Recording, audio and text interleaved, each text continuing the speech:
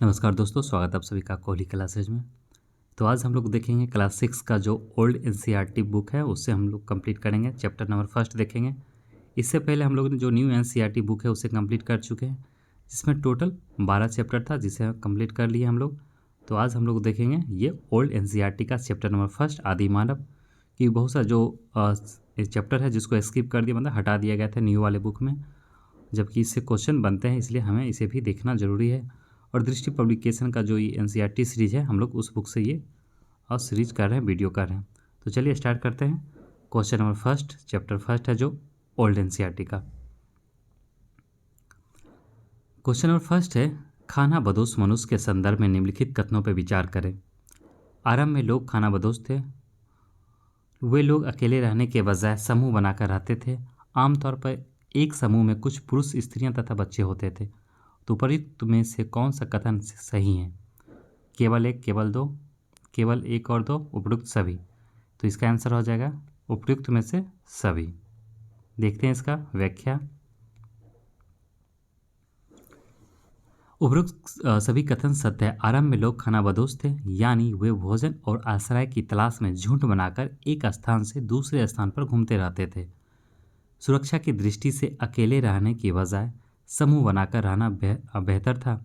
उन दिनों का जीवन सचमुच ही बड़ा कठिन था, क्योंकि लोग पेड़ों के फल फूल, जंगली पौधे खाते थे और जो जानवर मिल जाते थे उनका शिकार करते थे।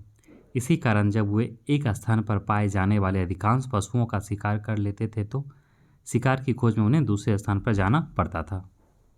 चलिए इसका व्याख्या हो गया, आगे बढ़ेंगे। क्वेश्चन नंबर 2 देखेंगे। कथन और कारण दिया गया यहाँ पे क्वेश्चन नंबर 2 में। कथन है, आदि मानव के जीवन में आग एक अजूबा थी। और कारण कह रहा है, आग के इस्तेमाल से क्या रहन सहन में बड़ा सुधार हुआ।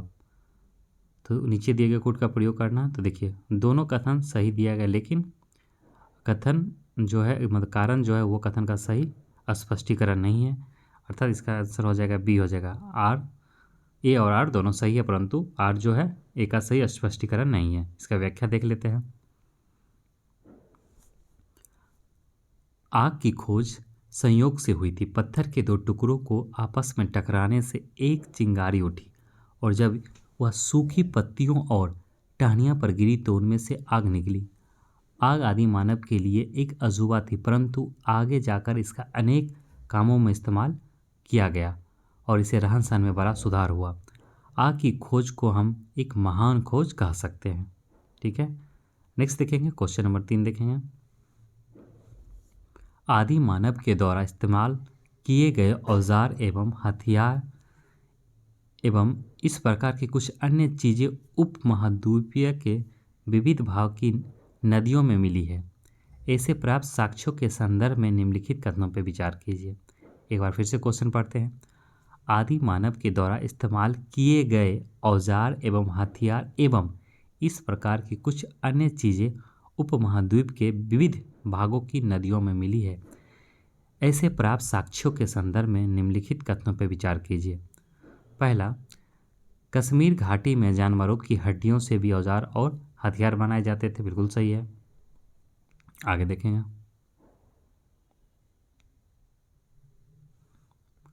पत्थर के बड़े टुकड़ों से हथौड़े, कुल्हाड़ियाँ और बसूले बनाए जाते थे। तो उपयुक्त में से कौन सा कथन सही दिया गया है? तो इसका दोनों दिया गया, पहला और दूसरा दोनों। इसका व्याख्या देखेंगे। उपयुक्त दोनों कथन सत्य है। पत्थर के बड़े टुकड़ों से जो आदमी की मुट्ठी में आ सकते हैं हथौड़े, कुल्हाड़ियाँ और बसूले बनाए जाते थे। और प्रारंभ में बिना मुट्ठी की कुल्हाड़ियाँ से ही पेड़ आदि की टहनियाँ काटी जाती थी। फिर क्या होता है, बाद में उसे डंडे से बांध दिया गया तो उसकी शक्ति बढ़ गई और उसका बेहतर उपयोग होने लगा। औजारों के उपयोग से आदिम को अर्थात आदिमानव को बड़ा लाभ हुआ। इससे वह पेड़ों की टहनियाँ काटने, जानवरों मारने, ज़मीन खोदने और लकड़ी तथा पत्थर को शक्ल देने में समर्थ हुआ। देखते हैं नोट में क्या दिया गया है। तो इस समय औजारों एवं हथियारों को पुरातत्ववेत्ताओं अस्मोप्रकरण कहते हैं। चलिए आगे बढ़ेंगे। क्वेश्चन नंबर 4 देखेंगे। पाषाण युग एवं ताम्र युग के संदर्भ में निम्नलिखित कथनों पर विचार कीजिए। पाषाण युग में मनुष्य केवल पत्थर के औजारों का इस्तेमाल करता था। ताम्र युग में मनुष्य ने पत्थर के औजारों के साथ साथ धातु के औजार का भी इस्तेमाल शुरू कर दिया था। बिल्कुल सही दिया गया दोनों। ऑप्शन सी हो जाएगा। इसका देख लेते हैं व्याख्या। उपर्युक्त दोनों कथन सत्य है। जिस युग में मनुष्य केवल पत्थर के औजार का इस्तेमाल करता था उसे पाषाण युग, पाषाण मतलब पत्थर का, पाषाण मतलब ही होता है पत्थर, पूरा पाषाण युग तथा न पाषाण युग कहते थे। एक मध्य, इसमें क्या था, पाषाण युग को 3 भाग में बांटा गया। हिस्ट्री पढ़ेंगे तो पूरा पाषाण काल, मध्य पाषाण काल, नव पाषाण काल। जिस युग में मनुष्य ने छोटे छोटे पत्थरों के औजारों के साथ साथ धातु के औजार का इस्तेमाल शुरू कर दिया उसे ताम्र युग या कांस्य युग अर्थात ताम्र पाषाण युग कहते हैं। भारत के कई स्थानों से उस युग की तांबे या कांसे की कुल्हाड़ियाँ और छुड़ियाँ मिली है। ऐसे कुछ स्थान हैं जैसे ब्रह्मगिरी, मैसूर के पास, और नाबदा टोली, नर्मदा तट के पार। क्वेश्चन नंबर 5 देखेंगे। मनुष्य के द्वारा खोजी गई सर्वप्रथम धातु कौन सी थी? जो मनुष्य के द्वारा जो खोजा गया सर्वप्रथम धातु तांबा। मनुष्य के द्वारा खोजी गई सर्वप्रथम धातु तांबा थी। बाद में तांबे के साथ दूसरी धातु मिलाई गई जैसे रागा, जस्ता तथा सीसा। इन्हें मिलने से जो मिश्र धातु बनी उसे क्या कहा गया? कांसा कहलाई। क्वेश्चन नंबर 6 देखेंगे। मनुष्य द्वारा सर्वप्रथम प्रयुक्त अनाज था। तो मनुष्य द्वारा सर्वप्रथम प्रयुक्त कौन सा अनाज था? जौ। व्याख्या देखते हैं। न पाषाण युग अथवा खाद्य उत्पादक की अवस्था ऐसा समय था जब लोगों के जीवन का ढंग पूरी तरह बदल गया। खदानों का उत्पादन सर्वप्रथम नवपाषाण काल में प्रारंभ हुआ। याद रखिएगा, खदानों का उत्पादन सर्वप्रथम नवपाषाण काल में प्रारंभ हुआ। पौधों में जौ और गेहूं पैदा किए जाने वाले सबसे प्रमुख अनाज थे। इसके लिए उनका कुछ निश्चित क्षेत्र में बस जाना आवश्यक था। इससे गांव और किसान समुदाय का विकास हुआ। अर्थात जैसे कृषि का हुआ विकास, उसके बाद वो लोग एक मतलब गांव बनाकर वो लोग रहने लगे, अर्थात निवास करने लगे। क्वेश्चन नंबर 7 देखेंगे। नवपाषाण युग के औजार एवं अन्य चीज़ों के संदर्भ में निम्नलिखित कथनों पर विचार कीजिए।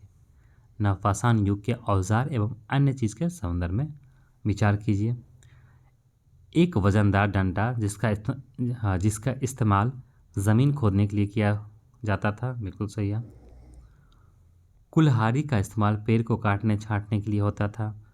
सिल तथा बट्टे का इस्तेमाल अनाज पीसने के लिए होता था। सिल तथा बट्टे का देखते हैं इसका कौन सा कथन उपयुक्त में सही है। तो उपयुक्त में से सभी कथन सही दिया गया।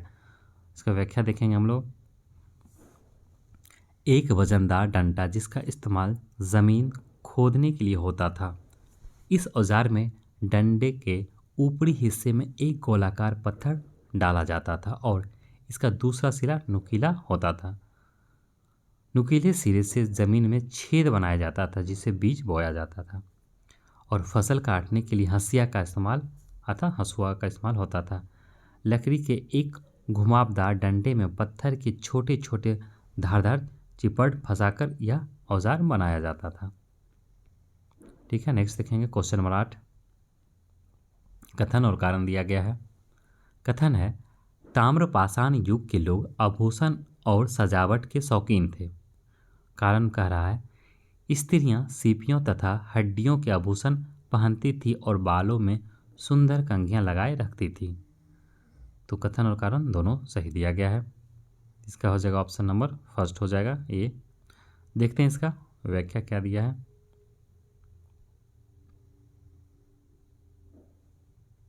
कथन ए और कारण आर दोनों सही है तथा आर ए का सही स्पष्टीकरण है।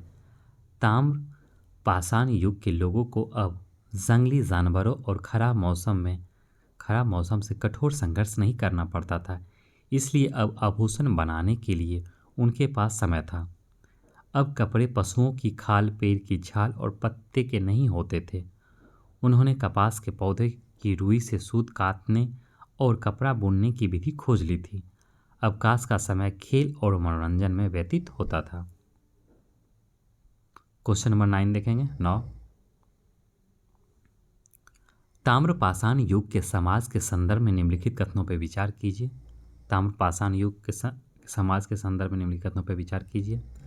लोग खाना बदोशी का जीवन छोड़कर गांव में रहने लगे। बिल्कुल सही है। गांव का सबसे वृद्ध आदमी ही प्रायः गांव का मुखिया होता था। ये भी सही दिया गया। तो इसमें दोनों कथन सही दिया गया, तो ऑप्शन सी हो जाएगा। तो इसका व्याख्या भी देख लेते हैं। इस काल में जब लोग खाना बदोशी का जीवन छोड़कर गांव में रहने लगे थे, वे मनमानी नहीं कर सकते थे। कुछ आदमी खेतों में काम करने जाते, जबकि कुछ पशुओं की देखभाल करते या झोपड़ियाँ बनाते या औजार बनाते। पुरुषों के साथ स्त्रियां भी खेतों में काम करती थी और पशुओं की देखभाल करती थी। कुछ स्त्रियां सूत काटती और कपड़ा बुनती थी, कुछ मिट्टी के बर्तन बनाती थी। कौन क्या काम करेगा, इसका निर्णय सारा गांव मिलकर किया करता था। और गांव का सबसे वृद्ध आदमी, सबसे बूढ़ा आदमी ही प्रायः मुखिया होता था और उसे ही यह जिम्मेदारी मिलता था कि अब किस लोग को कौन सा काम देगा। अर्थात सबसे बुद्धिमान भी समझा जाता था बूढ़े लोग को, और वही सभी लोगों को आदेश भी दिया करता था कि कोई काम को लेकर। चलिए क्वेश्चन नंबर 10 देखेंगे। चलिए मिलान करना है। इधर पूरा पाषाण युग दिया है, नवपाषाण युग इधर दिया गया, उस समय संबंधित अर्थात क्या चीज़ मिला था उस समय। तो देखिए पूरा पाषाण युग, तो पूरा पाषाण युग क्या खोज हुआ, नवपाषाण युग में क्या हुआ ये कह रहा, देखते हैं इसको। चलिए पूरा पाषाण आग की खोज, नवपाषाण युग में आपका हो गया फसल काटने का औजार, और ताम्र में तांबा हो गया। तो इसके अनुसार क्या हो जाएगा, देखिए पूरा पाषाण आग की खोज, नवपाषाण काल फसल काटने का औजार, ताम्र पाषाण युग में तांबा का खोज। ठीक है, इसके अनुसार क्या हो जाएगा, ऑप्शन नंबर डी हो जाएगा। चलिए हमारा जो चैप्टर था ये कंप्लीट नहीं अभी हुआ, एक क्वेश्चन अभी और है, देखते हैं। तो 11 नंबर देखते हैं, 10 क्वेश्चन देख लिए। आरंभिक मानव के धार्मिक विश्वास के संदर्भ में निम्नलिखित कथनों पर विचार कीजिए। आरंभिक मानव के धार्मिक विश्वास के संदर्भ में निम्नलिखित कथनों पर विचार कीजिए। आकाश का एक देवता था जो सूर्य को प्रतिदिन आकाश में यात्रा करने की अनुमति देता था। अर्थात आकाश का एक देवता था जो सूर्य को प्रतिदिन आकाश में यात्रा करने की अनुमति देता था। उन लोगों का ये विश्वास था। दूसरा, मातृ देवी के रूप में धरती माता की छोटी मूर्तियां बनाई जाती थी और सर्वत्र इसकी पूजा होती थी। तो ये दोनों सही दिया गया है, ऑप्शन सी हो जाएगा इसका। देखते हैं इसका व्याख्या। उपयुक्त दोनों कथन सत्य है। धरती की कल्पना एक ऐसी माँ के रूप में की गई जो फसलों और पौधों से अपने बच्चों का पालन करती है, और यदि सुबह सूर्योदय होता रहे और धरती फसल पैदा करती रहे तो आकाश के देवता और धरती माता को बलि देकर स्तुति गान से संतुष्ट करना जरूरी था। ये सब उस समय का मान्यता था। चलिए जो चैप्टर था हमारा कंप्लीट हो गया, जो फर्स्ट चैप्टर था। हम लोग जो पुरानी वाली एनसीईआरटी है क्लास 6 का उसे देख रहे हैं, चैप्टर फर्स्ट, क्योंकि न्यू हम लोग कंप्लीट कर लिए हैं। एक बार फिर से याद दिला देते हैं। चलिए अब हम लोग थोड़ा सा देख लेते हैं चैप्टर नंबर 2, नगर जीवन का आरंभ। ये चैप्टर नंबर 2 है। चलिए नगर जीवन का आरंभ, चैप्टर नंबर 2। सिंधु सभ्यता के सबसे पुराने जिस नगर की खोज हुई और जो रावी नदी तट पर स्थित था। तो सिंधु सभ्यता के सबसे पुराने जिस नगर की खोज हुई और जो रावी नदी तट पर स्थित था वो कौन सा नगर है, वो हड़प्पा है। इसका आंसर फर्स्ट हो जाएगा। ठीक है, चलिए इसका व्याख्या देख लेते हैं। दूसरे सबसे महत्वपूर्ण स्थल की खोज सिंध, वर्तमान पाकिस्तान के मोहनजोदड़ो में हुई। पुरातत्ववेत्ताओं ने इन प्राचीन नगरों की सभ्यता को सिंधु सभ्यता का नाम दिया, क्योंकि ये दोनों नगर और इसी तरह की संस्कृति वाले अन्य स्थल सिंधु की घाटी में मिली है। हड़प्पा संस्कृति समूचे सिंध तथा बलूचिस्तान में और लगभग पूरे पंजाब, पूर्वी और पश्चिमी हरियाणा, पश्चिम उत्तर प्रदेश, जम्मू, उत्तरी राजस्थान, गुजरात तथा उत्तरी महाराष्ट्र में फैली हुई थी। इस संस्कृति को लगभग 2500 ईसा पूर्व में, यानी आज से लगभग 4500 वर्ष पहले महत्व प्राप्त हुआ था। उस समय मिस्र में पिरामिडों का निर्माण करवाने वाला फाराओं अर्थात प्राचीन मिस्र के राजाओं की उपाधि की सभ्यता थी। क्वेश्चन नंबर 2 देखेंगे। हड़प्पा निम्नलिखित में किस सभ्यता से संबद्ध है? तो हड़प्पा सिंधु घाटी सभ्यता से संबंध है। इसका व्याख्या देखते हैं। पुरातत्ववेत्ताओं ने भारत के उत्तरी तथा पश्चिमी भाग में अन्य स्थान की खुदाई करके सिंधु सभ्यता के नगरों से मिलते जुलते कई नए नगर खोज निकाले। इसलिए सिंधु घाटी की सभ्यता को अब हड़प्पा संस्कृति भी कहते हैं, क्योंकि इन नगरों में रहने वाले लोगों का जीवन हड़प्पा वासियों से मिलता जुलता रहा है। आगे देखते हैं। ये नगर पंजाब में रोपड़ तथा हरियाणा में हरियाणा में राखीगढ़ी, बलूचिस्तान में मेहरगढ़, कच्छ की खाड़ी में धौलावीरा, अहमदाबाद के पास लोथल और राजस्थान में कालीबंगा थे। इसे सिंधु सभ्यता भी कहते हैं, क्योंकि इसका विस्तार सिंधु घाटी के पार भी हुआ है। क्वेश्चन नंबर 3 देखेंगे। निम्नलिखित कथनों पर विचार कीजिए एवं नीचे दिए गए कूट से सही उत्तर को चुनिए। पहला, मोहनजोदड़ो हड़प्पा, रोपड़ एवं कालीबंगा सिंधु घाटी सभ्यता के प्रमुख स्थल है। बिल्कुल सही दिया गया है। मोहनजोदड़ो में मकान ईंटों के बने होते थे और उनकी दीवारें मोटी और मजबूत थी। ये भी सही दिया गया है। मोहनजोदड़ो के निचले नगर में सड़कें सीधी जाती और एक दूसरे को समकोण पर काटती थी। तो बिल्कुल समकोण पर काटती थी। इस टाइप का ये हो गया आपका। जिस तरह अभी वर्तमान में भी बहुत सारा रोड होता, वही कह रहा है ये। तो उपयुक्त में से कौन सा कथन सही है? तो उपयुक्त में से सभी कथन सही है। ऑप्शन नंबर डी हो जाएगा। व्याख्या भी देख लेते हैं। सिंधु सभ्यता घाटी के प्रमुख स्थल थे पंजाब में रोपड़, हरियाणा में राखीगढ़ी, बलूचिस्तान में मेहरगढ़, कच्छ की खाड़ी में धौलावीरा, अहमदाबाद के पास लोथल और राजस्थान में कालीबंगा थे। मोहनजोदड़ो का निचला नगर बढ़िया योजना तैयार करके बनाया गया था और मुख्य सड़क करीब 10 मीटर चौड़ी थी, जो आधुनिक नगरों की बड़ी बड़ी सड़कों के बराबर है, अर्थात 10 मीटर चौड़ी। सड़क के दोनों ओर मकान बनाए जाते थे। सड़क की नाली सड़क के किनारे किनारे चलती थी और उसके दोनों ओर ईंट लगी होती थी ताकि उसे साफ रखा जा सके। कुछ नालियां पत्थर की पट्टियों से ढकी रहती थी, उस पर ढक्कन भी लगा रहता था। आगे बढ़ेंगे। क्वेश्चन नंबर 4, हड़प्पा संस्कृति की स्त्रियों के वस्त्र एवं आभूषण के संदर्भ में निम्नलिखित कथनों पर विचार कीजिए। स्त्रियां छोटा घाघरा पहनती थी जो कमरबंद से कसा रहता था। स्त्रियों को अपने केस तरह तरह से संवारने का शौक था। स्त्रियों कंगन और हार पहनती थी। बिल्कुल सही है। तो इसमें से तीनों कथन सही दिया गया। तो उपयुक्त में से सभी हो जाएगा। Option number D. इसका व्याख्या देख लेते हैं। उपयुक्त तीनों कथन सही है। हड़प्पा संस्कृति के लोग कपड़ा बुनना जानते थे। मिट्टी से जो तकुए मिले हैं उनसे पता चलता है कि बहुत सी स्त्रियां घर पर सूत काट लेती थी और कपड़े सूती होते थे। यद्यपि ऊन का भी इस्तेमाल होता था। ऊन का भी इस्तेमाल होता था। स्त्रियां अपने केसों को भांति भांति से गूंथती और कंगों से सजाती थी।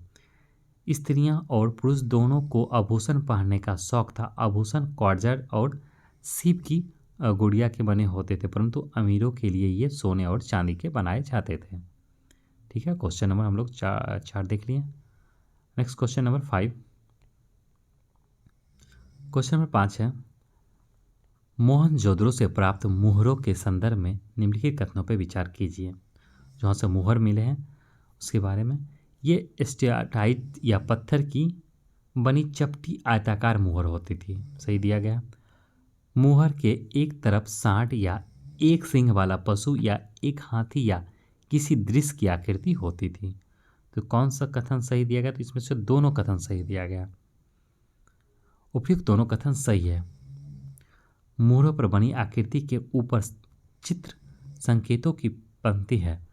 हड़प्पा संस्कृति के लोग इन चित्र संकेतों का लिपि के रूप में इस्तेमाल करते थे और व्यापारी लोग इन मोहरों का उपयोग शायद माल की गठनियों पर ठप्पा लगाने के लिए किया करते थे। क्वेश्चन नंबर 6 देखेंगे। सिंधु सभ्यता का स्थल जहाँ खुदाई में एक डॉक या नौका गोदी मिली है, जहाँ से माल नौकाओं पर लाद कर भेजा जाता था और बाहर से आने वाला माल यहाँ उतारा जाता था, वह स्थल है लोथल। ये क्या था? ये आपका बंदरगाह था। सिंधु सभ्यता काल में सुमेर और फारस की खाड़ी के तटवर्ती नगरों के लोगों के साथ हड़प्पा संस्कृति के लोगों के व्यापारिक संबंध थे। अतः जो सिंधु सभ्यता के लोग थे उसका फारस के साथ भी संबंध था और सुमेर के साथ भी इनका व्यापारिक संबंध था। वे एक जगह से दूसरी जगह बराबर माल भेजते थे। मोहनजोदड़ो में बनी मोहरें तथा अन्य छोटी चीज़ें इराक के स्थलों से मिली हैं और लोथल जहाँ खुदाई में एक डॉक या नौका गोदी मिली है। हड़प्पा संस्कृति के लोगों के उत्तरी अफगानिस्तान के साथ भी व्यापारिक संबंध थे और अफगानिस्तान में खूबसूरत नीले लाजवर्द पत्थर का आयात किया जाता था।